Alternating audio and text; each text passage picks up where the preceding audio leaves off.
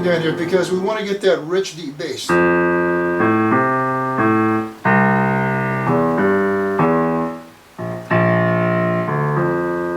So let's look at the left hand. So the left hand, the rhythm is 1, 2, and 3, 4. So just do that over and over again for an F chord. 1, 2, and 3, 4. 1, 2, and 3, 4. Now you see in the left hand we have we're using root chords. Jump over the C chord, root chord.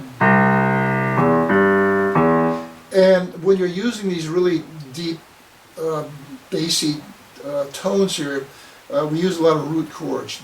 So C chord, try that. 1, 2, and 3, 4. 1, 2, and 3, 4. The B flat is just one step to the left.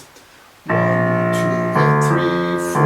1, 2, and 3, 4. But what makes it difficult is the right hand is not necessarily playing root chords. We play root chord in the F.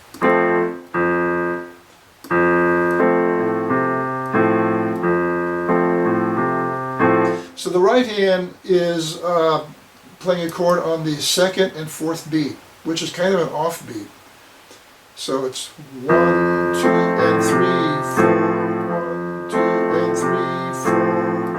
1, 2, and 3, 4. Now let's go to C chord. Then we go to C chord. The left hand goes to the root chord, but the right hand is going to play the inversion. And it's going to be the first inversion for a C major chord. See, F, C, down like this. But the left hand has the root chord.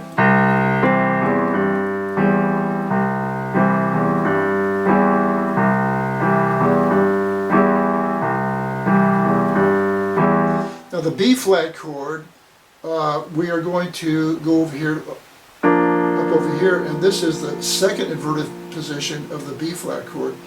But the left hand will be going over to the root position.